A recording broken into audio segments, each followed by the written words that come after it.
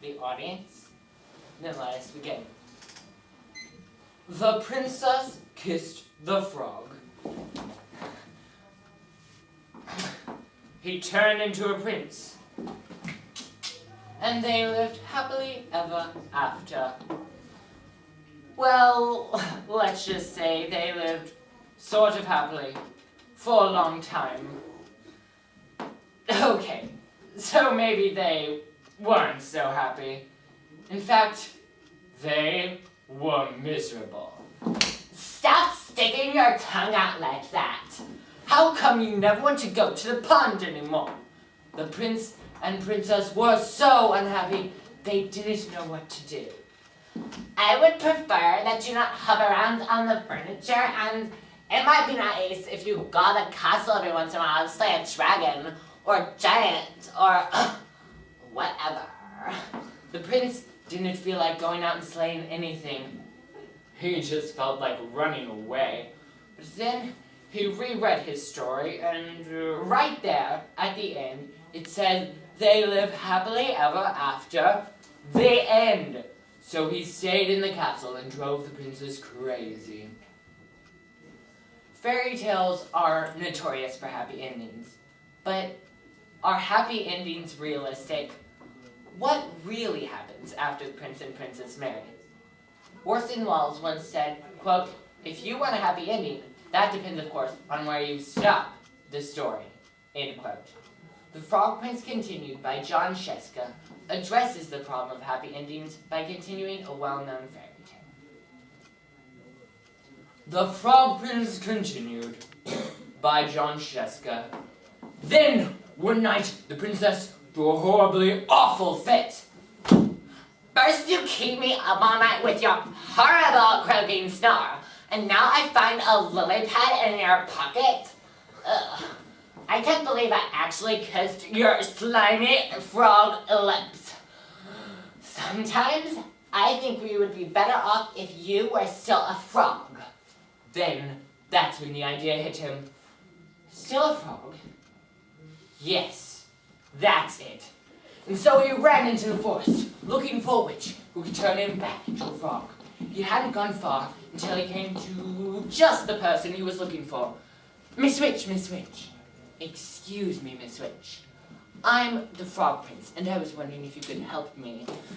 Say, you're not looking for a princess kiss, are you? No. I've already been kissed. Are you sure you're not looking for a beautiful sleeping princess to kiss and wake up? No. I'm the Frog Prince, and I've already been kissed. And I was wondering if you could turn me back into a frog so I can live happily ever after. Can you do it? Frog Prince, you say? That's funny. You don't look like a frog. No matter. If you're a prince, you're a prince, and I can't have princes waking up Sleeping Beauty before their 100 years are up. I'll have to cast a nasty spell on you. The prince didn't stick around to see which nasty spell the witch had planned for him. He ran deeper into the forest until he came upon a cottage with another lady who might help him. Miss Witch. Excuse me, Miss Witch. I'm the Frog Prince, and I was wondering if you could help me. What did you say? Prince? No. Yes. No, I'm not the prince looking for Sleeping Beauty. But, yes, I'm the Frog Prince. And I was wondering if you could turn me back into a frog so I can live happily ever after. Can you do it? Frog Prince, you say? That's funny. I thought frogs were little green guys with webbed feet. Well, no matter. If you're a prince, you're a prince, and I can't have any princess rescuing Snow White. Here, eat the rest of this apple. The prince, who knew his fairy tales, and knew a poisoned apple when he saw one, didn't even stick around to say, no thank you. He ran deep into the forest until he came upon a strange-looking house with the witch outside. Miss Witch, excuse me, Miss Witch. I'm the Frog Prince, and if you're a frog, I'm the Queen of France. I'm not a frog. I'm the Frog Prince. And I was wondering if you could turn me back into a frog so I can live happily ever after. Can you do it? Frog Prince, you say? Why, yes. Maybe I can fit you in for lunch. The prince stopped on the slightly gummy steps. Something about this house seemed strangely familiar. He broke off a corner of the windowsill and tasted it.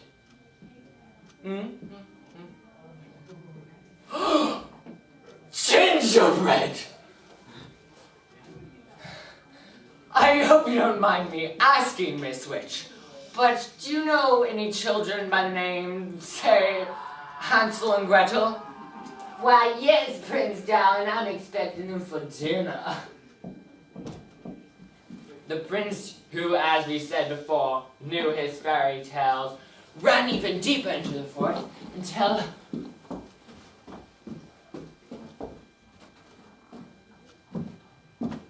he was completely lost. He saw another lady standing next to a tree and slowly approached her, hoping she wasn't a witch, for he'd quite had his fill of witches. Madame, I'm the Frog Prince, and I was wondering if you could help me. Gosh! Idiot! You're the worst looking frog I've ever seen! I'm not a frog. I'm the Frog Prince. And I was wondering if you could turn me back into a frog so I can live happily ever after. Can you do it? I suppose I could give it a try. I've never done frogs before. You know. And with that, the fairy godmother waved her magic wand and turned the prince into a beautiful carriage. Soon it grew dark and the forest grew spookier. The prince was left all alone. Oh, what an idiot I've been! I could be sitting at home with the princess, living happily ever after. But now I'm stuck in this stupid forest, turned into a stupid carriage.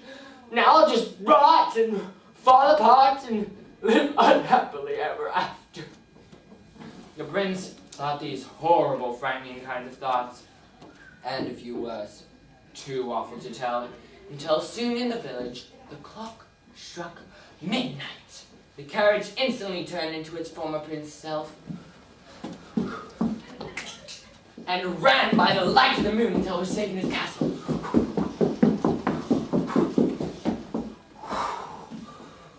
Where have you been? I've been worried sick. It's 7 hours past your bedtime. Your dinner is cold, and your clothes are a mess. The prince looked at the princess. She had believed him when no one else in the world had. The princess would actually kiss his slimy frog lips. The princess who loved him. The prince kissed the princess.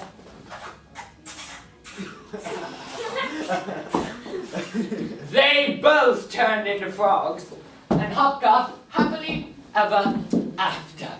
The end.